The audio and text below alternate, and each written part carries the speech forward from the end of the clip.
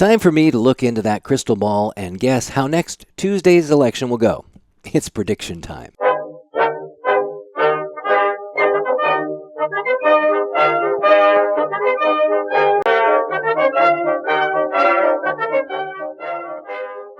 I'm not going to touch on the national scene, as I believe all the polling is wrong.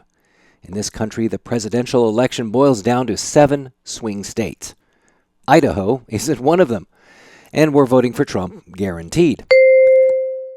The arguments for keeping the Electoral College are that low population states like Idaho would be ignored in a presidential election. Ta-da! Traditionally, a contested race for the legislature in Kootenai County has Democrats getting between 20 and 40% of the vote.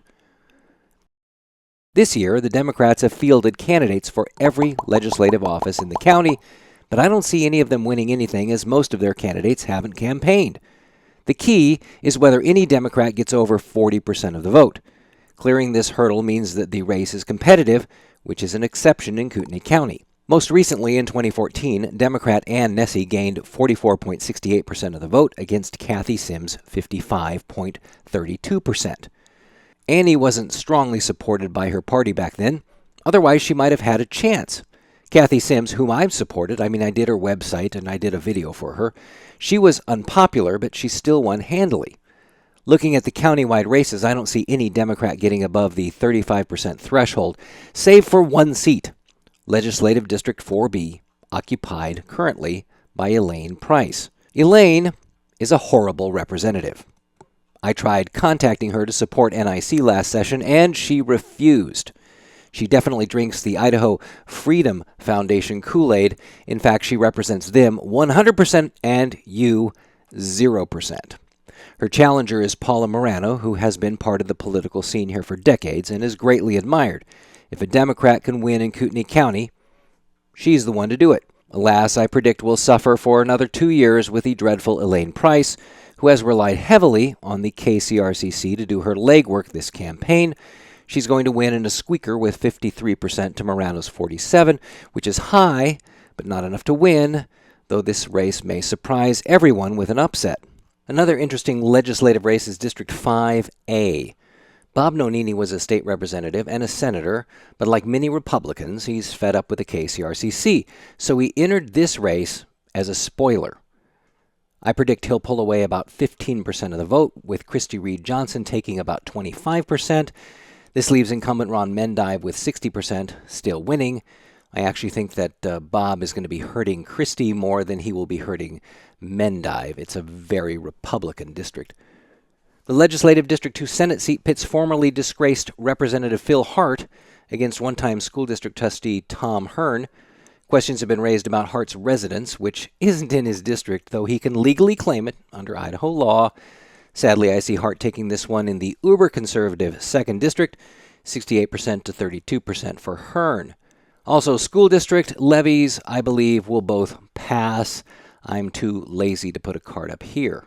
For the county, many races are unopposed, having been decided in the primary. For Commissioner District 3, St. Leslie of Duncan has an independent challenger, Roger Rowland. She should win handily with 78% of the vote. The challenger, who I don't even think has campaigned, will get 22%, if that. The sheriff's race has been exciting, with the Ammon-Bundy fringe desperately supporting independent candidate Dan Wilson. He's challenging our extremely unpopular Sheriff Bob Norris.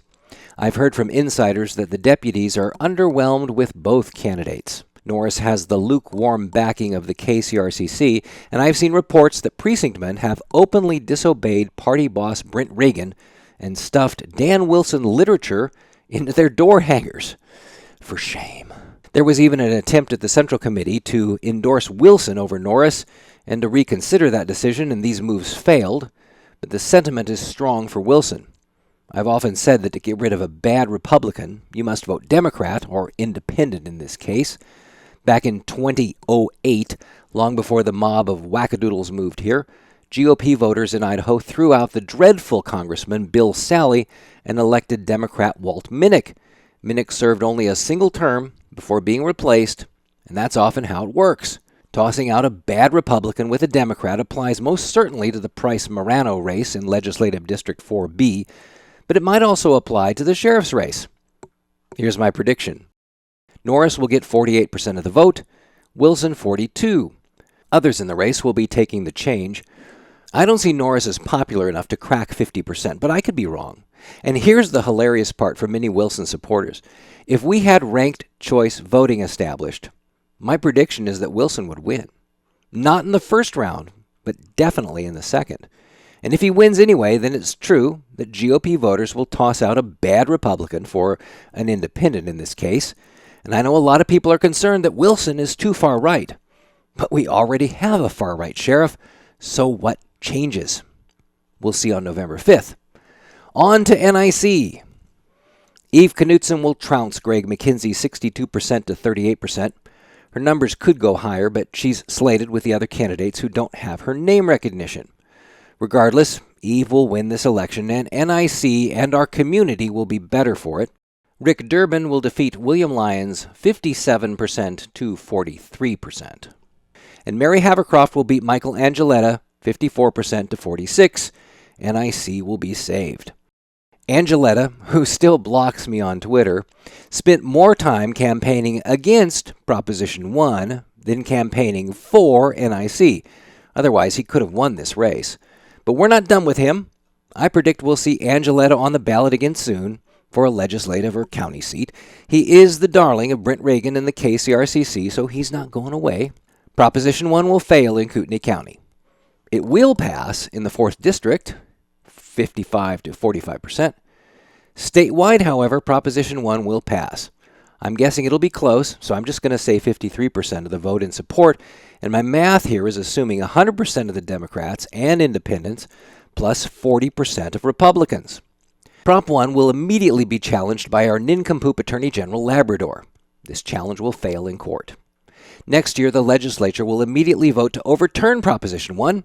After all, none of these extremists would survive an open primary, let alone ranked choice voting, and they know it. That's why you saw their faces all over those ads opposing it. But their attempt to overturn the will of the people will be ruled unconstitutional by the state Supreme Court. At least that's my prediction.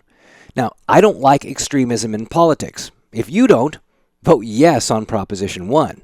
I know I'm going to continue to fight extremism regardless. It's not going away, and neither am I. I'll return next week with my election post-mortem.